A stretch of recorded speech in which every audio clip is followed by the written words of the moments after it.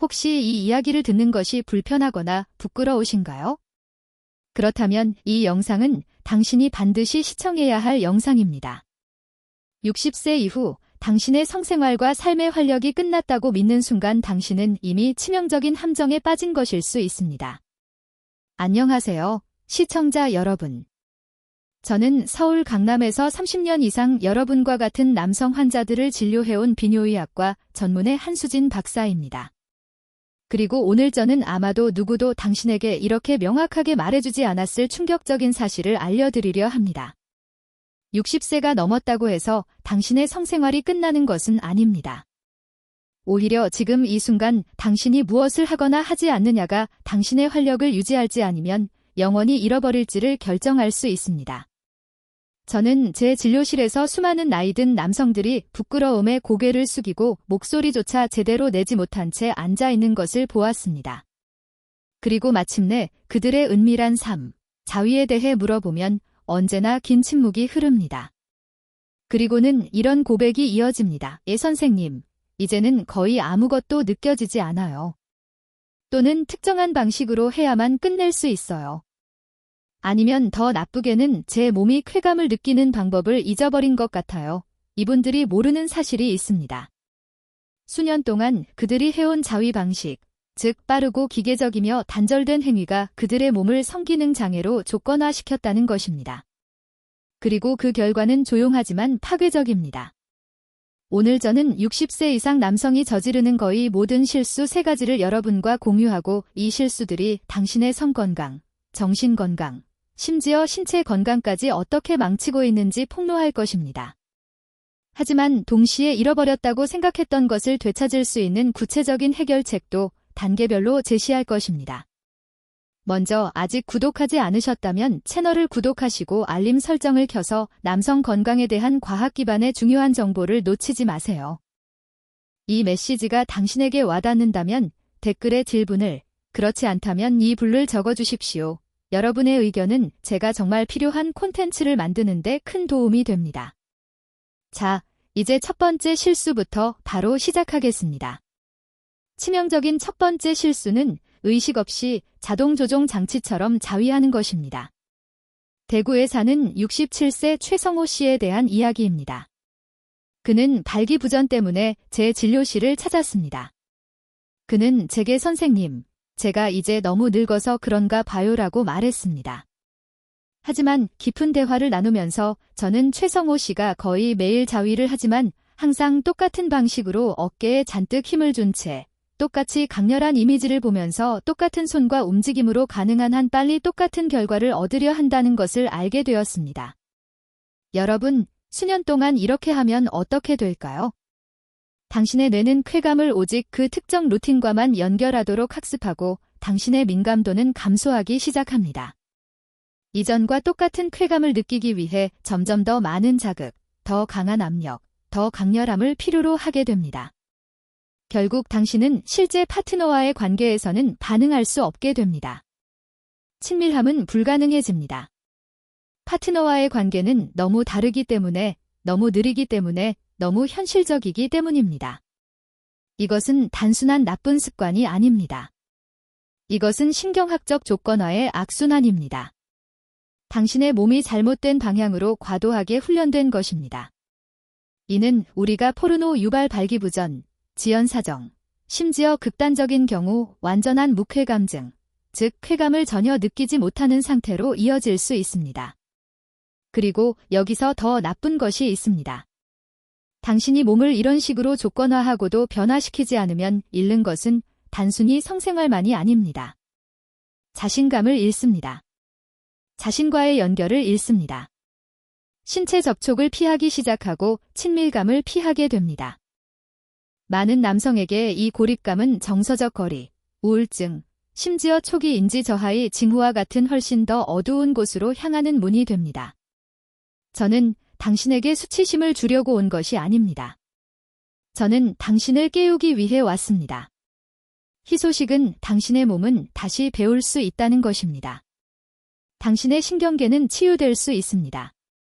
하지만 여기에는 의식, 인내, 그리고 자위를 대하는 새로운 방식이 필요합니다. 더 느리고 더 의식적이며 단순히 감각뿐 아니라 감정과 연결된 방식 말입니다. 자위 자체가 적이 아닙니다. 하지만 의식 없이 하는 것은 핸들을 돌리지 않고 엑셀러레이터를 밟는 것과 같습니다. 결국 충돌하게 되고 그 손상을 복구하는 데는 생각보다 훨씬 더 오랜 시간이 걸릴 수 있습니다. 치명적인 두 번째 실수는 사정과 성적 접촉을 완전히 회피하는 것입니다. 이 실수는 잘못된 자위만큼이나 위험한데 바로 성적 행위를 완전히 멈추는 것입니다. 많은 남성이 특정 연령 이후, 아내의 사망 후 혹은 이혼 후 단순히 포기합니다. 그들은 나는 인생의 그 단계를 지났어. 이제 나에게는 해당되지 않아라고 생각합니다. 저는 부산에 사는 68세의 강민철 씨를 분명히 기억합니다. 그는 밤에 대여섯 번, 때로는 그 이상이나 일어나 소변을 보는 문제로 찾아왔습니다. 압박감, 충만감, 심지어 골반 아래쪽에 둔통을 느꼈습니다. 그는 그저 나이가 들어서 그런 거라고 생각했습니다. 그가 예상하지 못했던 질문은 제가 마지막으로 사정한 것이 언제입니까? 라고 물었을 때였습니다. 그는 제가 말도 안 되는 질문을 한다는 듯이 저를 쳐다봤습니다. 수년 전입니다. 선생님. 아내가 돌아가신 후로 관계를 가진 적이 없고 솔직히 제 나이의 남자들은 이제 이런 것을 멈춰야 한다고 생각했어요. 여러분, 이것이 바로 신화입니다. 65세, 70세가 되면 멈춰야 한다는 믿음 말입니다. 그러나 여기에 진실이 있습니다. 당신이 사정을 멈춘다고 해도 당신의 전립선은 계속해서 작동하고 액체를 계속 생산합니다. 그리고 그 액체가 배출되지 않으면 당신의 몸 안에 일종의 정체 상태를 만듭니다. 이 축적은 전립선 우열, 염증, 불편함, 그리고 시간이 지남에 따라 실질적인 건강 위험을 초래합니다. 당신의 전립선은 액체를 무기한 저장하도록 설계되지 않았습니다. 액체를 저장하면 부어오르고 염증이 생기며 자극을 받습니다. 바로 이때 소변이 급하거나 소변줄기가 약해지거나 방울이 떨어지는 증상, 심지어 소변을 보거나 사정할 때 통증을 느끼기 시작하는 것입니다. 대부분의 남성은 이것을 노화 탓으로 돌리지만 실제로는 막히고 압력이 가해진 시스템 때문입니다. 그리고 심각한 것은 이것입니다. 만성적인 전립선 염증은 전립선암의 위험 증가와 관련이 있습니다. 저는 금욕이 암을 유발한다고 말하는 것이 아닙니다. 하지만 잦은 사정은 전립선이 질병에 더 취약하게 만들 수 있는 염증 환경을 줄이는 데 도움이 된다고 말하는 것입니다. 실제로 하버드 대학의 대규모 연구는 거의 2만 명의 남성을 수년간 추적했으며 한 달에 최소 21회 이상 사정한 남성이 그렇지 않은 남성보다 전립선암 발병 위험이 상당히 낮다는 것을 발견했습니다. 이것은 신화가 아니라 과학입니다.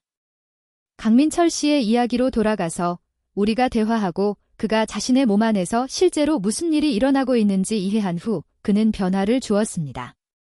그는 욕망이나 외로움 때문이 아니라 자기관리 차원에서 다시 자신을 만지기 시작했습니다. 점차 그의 증상은 호전되었고 압박감이 줄어들었으며 수면도 개선되었습니다. 무엇보다도 그의 눈빛에 다시 무언가 불이 켜졌습니다. 그는 내려놓았다고 생각했던 자신의 일부와 다시 연결되었습니다. 이것을 방치하는 대가는 단순히 몇 번의 수면 부족이나 만성적인 불편함이 아닙니다. 그것은 필요하지 않을 수도 있는 약물, 나중의 수술, 그리고 더 높은 암 위험일 수 있습니다. 치명적인 세 번째 실수는 수치심, 고립, 그리고 당신 자신의 몸과의 단절입니다. 많은 나이 든 남성들에게는 일종의 침묵이 존재합니다. 저는 제 진료실에서 그것을 항상 봅니다. 그들이 말하는 것이 아니라 말하지 않는 것에서 나타납니다. 제가 성관계에 대해 물을 때 시선을 피하는 방식, 자위라는 단어가 나올 때 어깨가 축 처지는 방식, 그들이 웃거나 화제를 바꾸며 선생님, 이제 제가 할 일이 아니죠. 젊었을 때나 하던 거죠라고 말하는 방식입니다. 하지만 저는 그 이면의 의미를 들을 수 있습니다. 그들이 원해서 멈춘 것이 아닙니다. 어딘가에서 계속하는 것이 잘못되었다고 배웠기 때문입니다. 솔직히 말씀드리겠습니다. 이 종류의 침묵하고 말하지 않는 수치심은 오늘날 당신의 건강에 대항하는 가장 위험한 힘 중 하나입니다. 수년 동안 여러분 중 많은 분은 자신을 만지는 것이 더럽고 죄악이며 약하다는 시대에 자랐습니다. 당신은 처벌받거나 조롱당하거나 수치심을 느끼도록 만들어졌습니다. 그리고 그 초기 메시지들은 사라지지 않았습니다. 그것들은 깊은 곳으로 가라앉아 지금도 당신의 몸과의 관계를 조용히 형성하고 있습니다. 그 결과는 조용한 철수입니다. 당신은 원하면서도 신체적 접촉에서 멀어지기 시작합니다. 욕망을 부적절한 것으로 보기 시작합니다. 원하지 않아서가 아니라 그래서는 안 된다고 조건화되었기 때문에 자신에게 다가가는 것을 멈춥니다. 그리고 시간이 지남에 따라 이 단절은 감정적인 것 이상이 됩니다. 바로 생물학적인 것이 됩니다. 대부분의 남성이 모르는 사실이 이것입니다. 자위를 포함한 규칙적이고 건강한 성적 접촉은 실제적이고 측정 가능한 방식으로 정신 건강을 지원합니다. 코르티솔을 조절하고 도파민을 자극하며 신뢰와 연결의 호르몬인 옥시토신을 촉진합니다. 심지어 수면, 기분, 인지 기능에도 도움이 됩니다. 하지만 수치심은 이 모든 것을 방해합니다. 수치심은 근육을 수축시키고 스트레스 호르몬을 증가시키며 죄책감을 증폭시킵니다. 그리고 만성 스트레스는 불안, 우울증, 심장병, 면역 기능 장애, 심지어 치매와도 관련이 있습니다. 저는 72세의 김태영 씨라는 환자를 만난 적이 있습니다. 최근에 이혼했고 깊은 우울증에 빠져 있었습니다. 약을 복용하지 않았고 큰 건강 문제는 없었지만 그는 지치고 무감각하고 고립되어 있었습니다. 그는 10년 이상 혼자서든 다른 사람과든 성적인 활동이 없었다고 말했습니다. 그는 자신이 그러기엔 너무 늙었다고 느꼈다고 말했습니다. 그리고 그 말에는 조용한 고통이 있었습니다. 성관계를 잃은 고통이 아니라 자신의 존재 자체를 잃은 고통이었습니다. 우리는 약물 없이 급격한 변화 없이 천천히 함께 노력했습니다. 서두르지 않고 기대 없이 단순히 자신의 몸과 다시 연결하는 간단한 연습을 했습니다. 몇 주 후 무언가가 바뀌었습니다. 그는 더 잘 걷고 더 잘 잤고 다시 웃었습니다. 혈압이 내려갔습니다. 그는 고쳐진 것이 아니라 다시 연결된 것이었습니다. 이것이 바로 수치심이 당신에게 요구하는 대가입니다. 여러분의 활력을 조금씩 앗아갑니다. 당신이 살아있음을 느끼기에는 너무 늙었다고 믿게 만듭니다. 하지만 당신은 그렇지 않습니다. 친절함, 존엄성, 목적을 가지고 자신을 만지기에 너무 늙은 사람은 아무도 없습니다. 당신은 온전한 남자임을 느끼기에 결코 너무 늙지 않았습니다. 그리고 모든 것을 더 악화시키는 요인이 있습니다. 고립이 수치심과 결합될 때 남자는 자신을 만지는 것을 멈추고 다른 사람에게 만져지는 것을 멈추며 어떤 식으로든 연결하는 것을 멈춥니다. 많은 사람이 고려하지 않는 또 다른 요인이 있습니다. 바로 테스토스테론입니다. 당신의 테스토스테론은 단순히 나이가 들기 때문에 감소하는 것이 아닙니다. 당신이 성적인 자아에 완전히 관여하는 것을 멈출 때 더 빨리 감소합니다. 그리고 이 호르몬 균형이 기울기 시작하면 그것은 당신의 성욕 이상의 것에 영향을 미칩니다. 당신이 생각하는 방식, 움직이는 방식, 사는 방식을 변화시킵니다. 저는 73세 전직 소방관 김준호 씨를 기억합니다. 그는 힘과 존재감 그 자체였지만 처음 저를 찾아왔을 때는 축 처지고 피곤해 보였습니다. 그는 수년 동안 자기 자신처럼 느껴지지 않았다고 말했습니다. 그냥 속도가 느려지는 중입니다. 선생님이라고 말했습니다. 하지만 그의 검사 결과를 보니 그의 테스토스테론 수치는 임상적 결핍 직전에 있었습니다. 그리고 제가 성적인 활동에 대해 물었을 때 그는 고개를 저었습니다. 더 이상 관심 없어요. 바로 이 믿음이 진정한 위협입니다. 달력의 숫자가 아니라 당신의 성생활을 당신 존재에 살아 숨쉬는 부분으로 보는 것을 멈추는 순간이 진짜 위협입니다. 저는 김준호 씨가 천천히 다른 사람이 아닌 자기 자신과 다시 연결하도록 도왔습니다. 간단한 연습, 수치심 없이 단지 현존하는 것, 그리고 몇 달에 걸쳐 그의 호르몬 수치가 개선되었을 뿐만 아니라 그의 자세가 바뀌었습니다. 그의 목소리는 더 무게가 실렸고 그는 역기를 들기 시작했습니다. 그가 말할 때 그의 눈은 빛났습니다. 몸은 당신이 주의를 기울이는 것에 반응합니다. 당신이 성적인 자아를 무시하면 당신의 테스토스테론은 듣습니다. 하지만 당신이 의도적인 한 번의 접촉으로라도 그것을 깨울 때 당신은 당신의 뇌에 신호를 보냅니다. 나는 여전히 이것이 필요하고 여전히 느끼고 싶다. 그러면 몸은 수년 동안 약화되었던 시스템을 활성화하여 반응합니다. 그렇다면 해결책은 무엇일까요? 저는 이것을 재연결 프로토콜, 더 리커넥션 프로토콜이라고 부릅니다. 하루 10분 동안 조용하고 의도적이며 존중하는 시간을 가지며 자신과 다시 연결하는 것입니다. 의제가 없고 압력이 없으며 오직 접촉, 호흡, 그리고 의식만이 있습니다. 작동 방식은 다음과 같습니다. 첫 번째 단계, 편안하고 안전하다고 느끼는 사적인 공간을 찾습니다. 아침이나 잠자리에 들기 전 당신의 침실이 될 수 있습니다. 두 번째 단계, 5번 깊게 호흡합니다. 코로 들이마시고 입으로 내쉽니다. 어깨, 턱, 가슴의 긴장을 풀어줍니다. 세 번째 단계, 의도적으로 하지만 서두르지 않고 자신을 만집니다. 어디론가 도달하려 하는 것이 아닙니다. 당신은 당신 몸의 감각과 다시 연결하는 중입니다. 호기심을 가지고 탐색하십시오.